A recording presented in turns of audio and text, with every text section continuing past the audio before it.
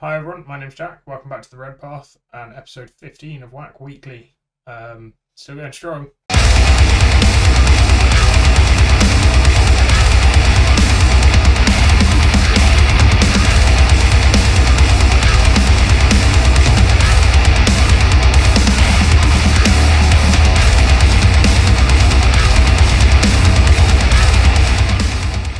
Okay, and welcome back to the video.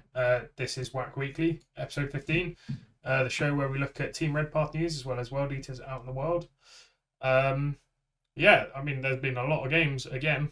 Last week was a bit higher, but there are quite a few more GTs last week, I think. This week, a massive 230 games from 59 players.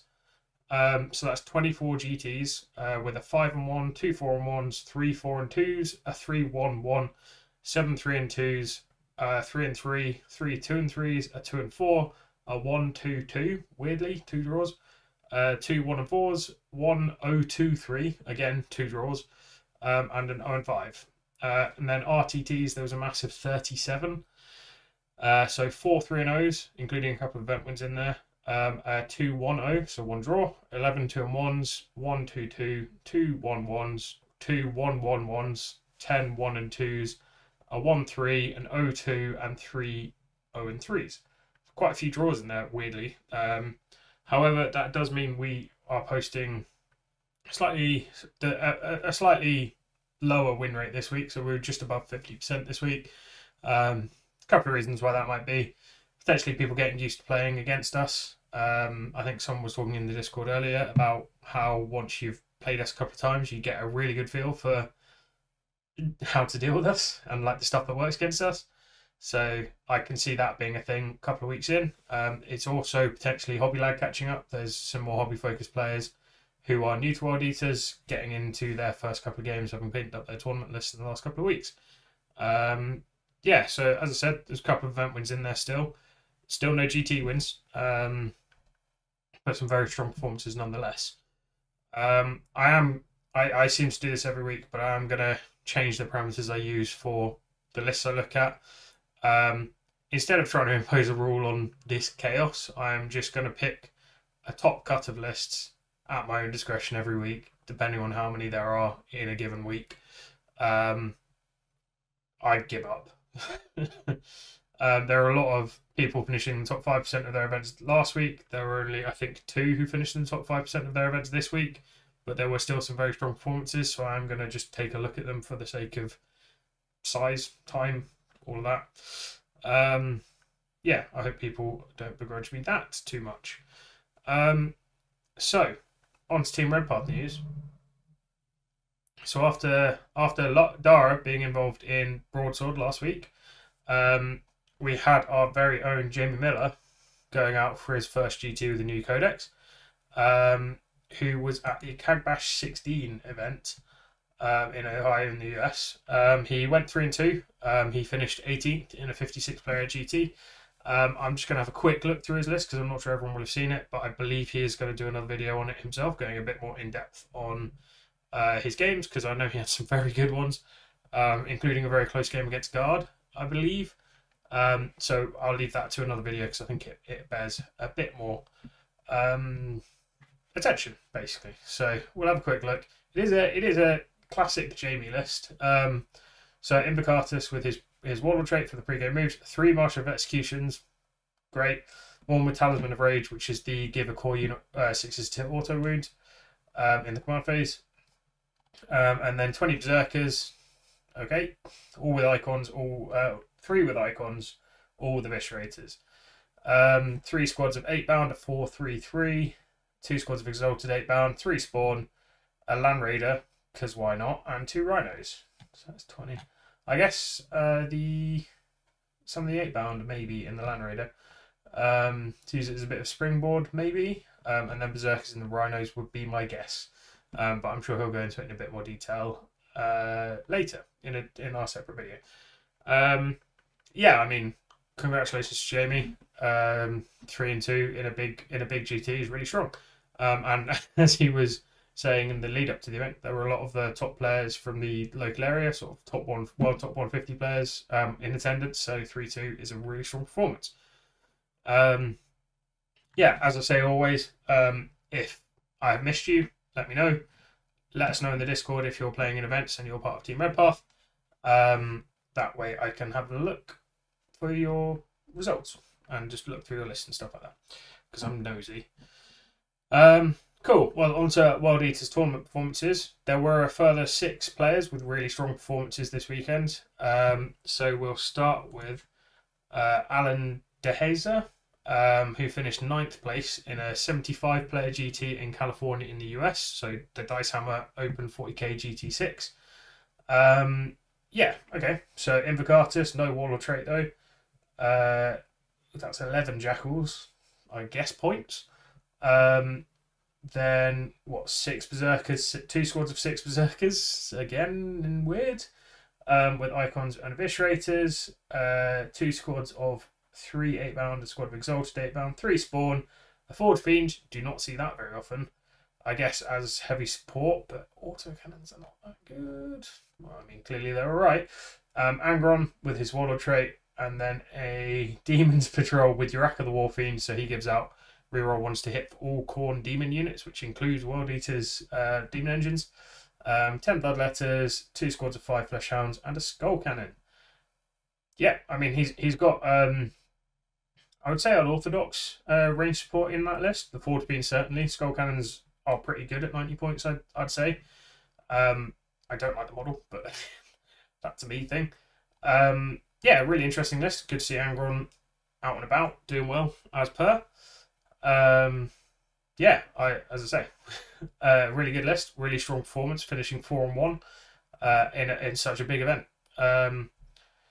Yeah, so up next we have the old familiar name Liam Werzik, who won an event in the UK. It was a small RTT, 10 players only, but he went 3-0, the 40 years young RTT.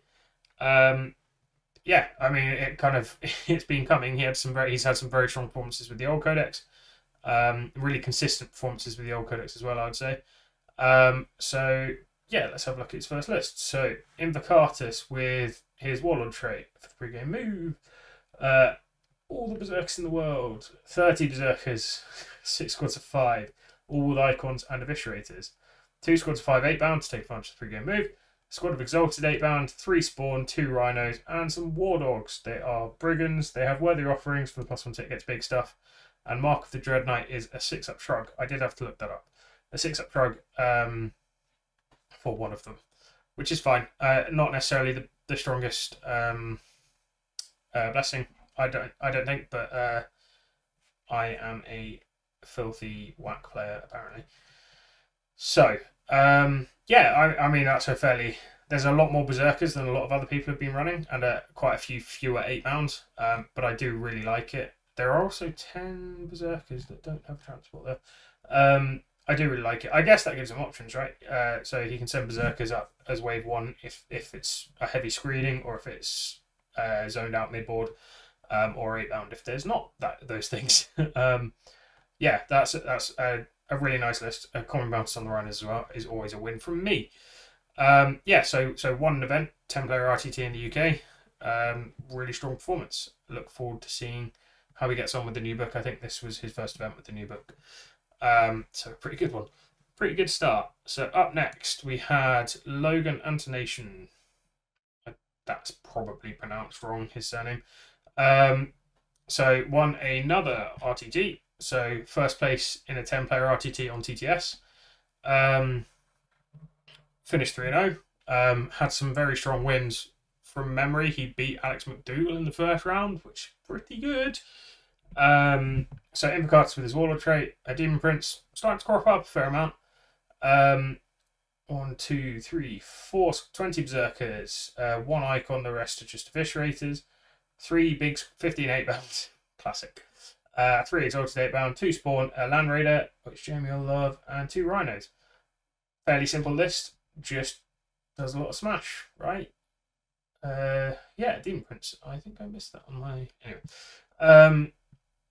Yeah, really strong list. Obviously a TTS RTT, only 10 players, but still won the event, 3-0. Really strong. Next, we're back to GTs / majors. So the Clutch City GT 2023 was a 131 player GT / major in Texas in the US. Matthew Tweedle finished 8th, so really, really strong. So he finished 5-1. A Juggernaut with Talisman of Rage, so that is the 6-hit auto wind on a core unit. 2 squads of Jackals, so 20. 2 squads of Berserkers, so 10. 15 8-bound again, and then 9 Exalted 8-bound, 3 Chaos Spawn, and Angron. Angron doing well in the GT again. Lovely. Good to see. Again, a very much oops all 8-bound list, just without necessarily. It proves that the 8-bound don't need Invocatus to function. You can get work out of them with just a normal Juggerlord with the +2 inch move. It makes them into like pseudo jump pack troops almost, in terms of speed at least. Not having fly is obviously not great, but in a world where most of the game is played on one floor, if that makes sense, then yeah, it's interesting to see the chain glaives on there as well. Actually, those are all heavy chain glaives rather than their damage 3 lacerators, which is an interesting choice because I am a firm believer that the lacerators are better, but chain glaives might give some more reliability into certain metas. And I guess maybe you juice them up, juice 1 squad up per turn with Talisman of Rage and just yeet them, and the 6-hit auto win gives the chain glaive a bit more reliability just because you have loads of attacks. Maybe, don't know. Yeah, so obviously incredible performance, 8th in a 131 player event, finishing 5-1. Up next we have Mike Norton, who finished 1st in an 18-player RTT in New York in the US, the monthly 40k Warhammer tournament at the Art Store. Finished 3-0.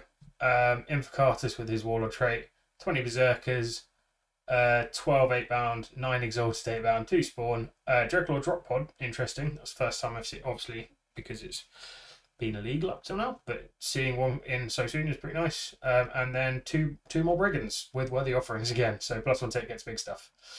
That does seem to be the one that people are choosing a lot more now, or I don't know. It's hard to say with the amount of data that we have, but Worthy Offerings is a solid pick, basically, is what I'm getting.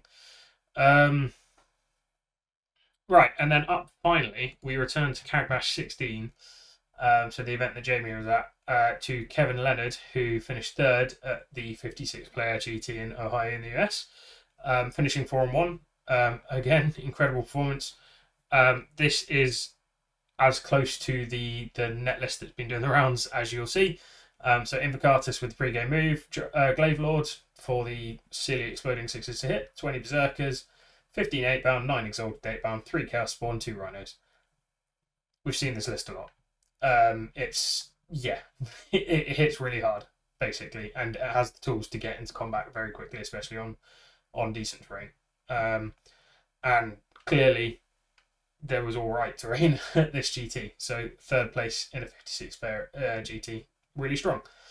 So obviously 6 really strong performances there, doing their best to pull the win rate back up to the 55 plus we've been at for the first couple of weeks of the new codex. So now I'm just going to move on to the unit matrix review that I sort of have started doing, just as a way of making it a bit more digestible. So this is a look at the which units and in how much quantity appeared in the top cut lists that we've done, that I've looked at this week. So, I mean, there's not that much movement at the top. People seem to be cutting down on the number of Berserkers, or finding joy with fewer Berserkers to make more point. That if they're trying to make more points for 8-bound and other stuff, Berserkers and Rhinos weirdly seem to be the place they're cutting them. So as you'll see, 10 Berserkers is the only thing that was common to all lists. That's the max number. Obviously people ran more, but 10 is a common theme. At least 6 8-bound, also fairly common. Well, in all the lists, 3 Exalted 8-bound, 2 Spawn. There do seem to be some things that are ever present. So 2 squads of 8-bound, a squad of Exalted 8-bound at a minimum, 2 spawn at a minimum. Be interesting to see how Imperial Armor becoming legal impacts that, if people move away from spawn to use up fast attack slots for other stuff, because I don't feel like we're going to be taking fast attack as our compulsory slot while our elites are so strong. So it'll be interesting to see if more people pivot to 2 spawn and then get a drop pod in there, if they can, or maybe Blood Slaughterers, depending on the list of people running Disciples. It is interesting to see Berserkers dropping off, or seeming to drop off a little bit. Obviously not that much, because we don't have that many data sheets, and Berserkers are quite good still. But seeing people drop Berserkers before dropping 8-bound is something to note.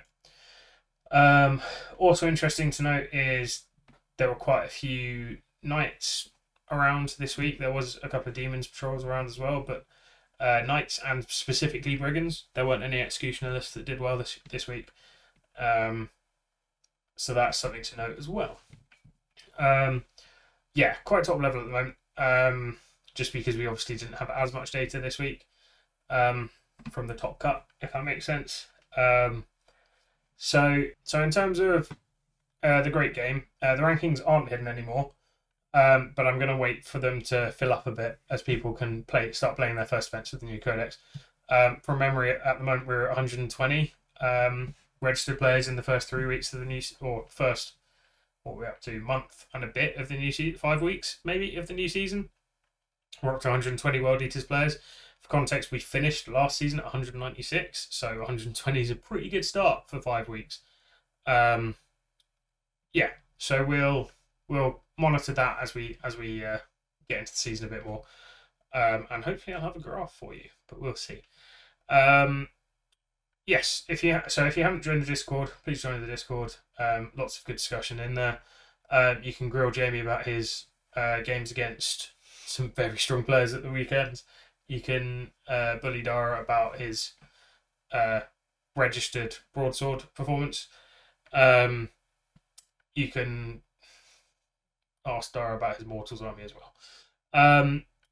Yeah, if you like this content, please like, comment, subscribe, all of that good stuff. We are looking to move towards a more regular program schedule going forwards. So these have been fairly regularly on Wednesdays. We're looking to add something to Fridays as well as maybe a painting stream or 2 during the week. And then we'll have extra content coming out as and when it's ready. Next up this weekend, I believe, is a video on allies. Who you can ally, how many of each, what rules you get for each of the allies, just because we've had a lot of questions about that in the Discord, seen around the internet, that kind of thing. So we're just going to answer those questions for you. And if you want to know when those videos come out, you need to subscribe or join the Discord, or both ideally, because that helps us. Most importantly though, stay healthy, stay safe, and don't get hurt.